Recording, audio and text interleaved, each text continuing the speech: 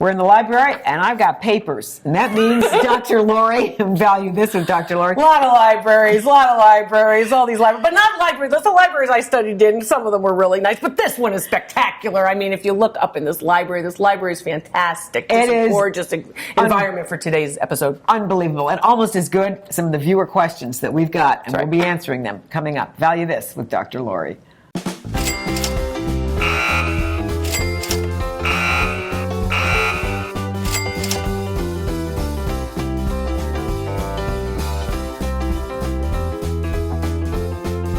Dr. Lori, value this with Dr. Lori. Why do I feel I really should be whispering? Well, I'm so loud all the time.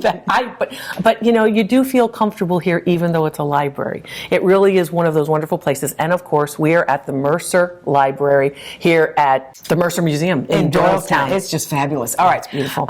Previously, we talked about some viewer questions, and we've got more of them. And you know, this was the one that I left everybody on the last time, and it's a great one because I want to know the answer to this. What should I collect for greatest return and value? My question, that was the viewer question, mine is of old stuff and new stuff that we set aside. Right.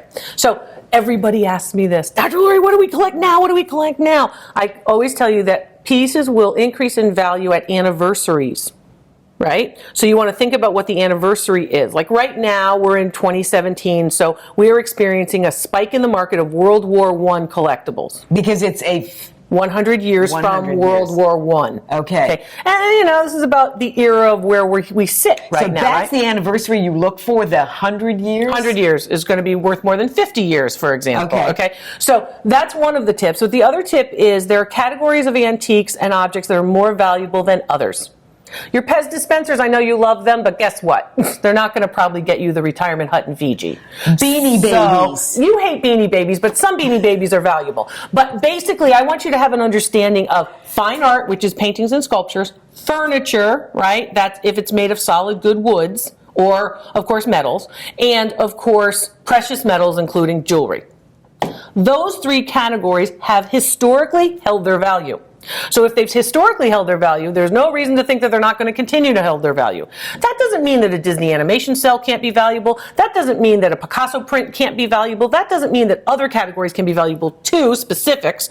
But if you're looking for broad categories, art, furniture, precious metals, including jewelry. And I want you to think about it in terms of museums, because basically we're here at the Mercer Museum. Think of it this way. When you go to a museum, what do you go look at? You look at art, you look at paintings, you look at furniture, right? And you figure you can't afford any of it. Right, and you look at usually the crown jewels. Right. In any museums around the world, you know, when we travel around the world, we basically go, oh, okay, that's what we're going to look at. So those usually hold their value. So remember, fine art, furniture, precious metals, including jewelry, and remember those anniversaries that are coming. That's where the value will be. Collecting what's coming, which is usually an anniversary of something. Okay, I love jewelry, so do I go out now and buy new jewelry for me that I love and then just tell all my descendants stop selling it for 100 years? Yes. Yes, okay. Sure, because precious metals and precious stones will maintain their value. You've got to make sure that you get something of high quality. Yeah, okay. Okay? All right. Yeah, and a good GIA certified jeweler will be able to help you with that. Okay, all right. So where to put the money? So you know what to get, so you just have to go doing it. Okay, antique furniture. I know you're always saying, and the question is, how often should I clean my antique furniture? And I know you're not a big fan of a lot of cleaning of antiques. You know, my Italian Catholic mother, who is immaculate, hates it when I would say this, because I want you to be a little dirty, and the reason for it is because you're putting some type of material, a spray or an oil on top, and you're basically creating more dirt.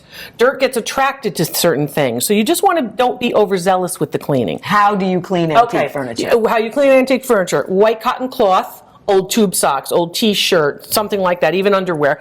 Get all of the surface dirt off of it. Dry cloth, no oil, nothing. Your hands are going to do a lot of damage. You don't know the oils that you have on your hands, and you're putting it onto pieces. So you want to think about that. Don't be overzealous with the commercial cleaners. You know, take out the pledge and put it everywhere. Only a little bit. Or less is always more when you're cleaning antique furniture. But surface dirt is what you want to get rid of. You know, once every 2 weeks, get the dust off of it. But you don't have to can't use or shouldn't use water to That's how I do it. And Don't be overzealous, and don't be overzealous with everything like water or like linseed oil or anything that could be a drying agent. So Okay. just don't be overzealous. Don't go, mad crazy doing it. Okay, and I think time for one more question. Do I really need a frame around my oil painting? Yes, you need a frame. Yes, buy a frame. Because it would crack otherwise? It protects the piece.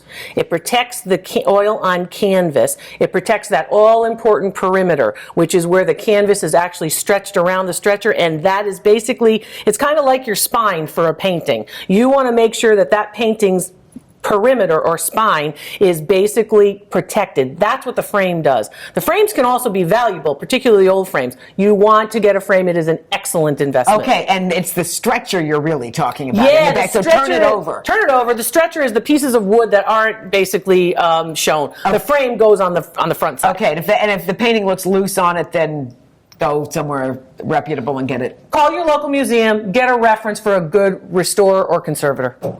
Great idea. Right. I like that. I would have just hammered a... No. Oh, Dr. Lori, I know. I just kidding. But good questions. Yes, great questions. All right, thanks, viewers, for that. And I hope we, illuminated some of the other viewers on some of this stuff. So, thank you. We are at the Mercer Library, so we're speaking loudly. That's just because we break the rules. All right, Dr. Lori, thanks so much, and we'll see you next time on Value This with Dr. Lori.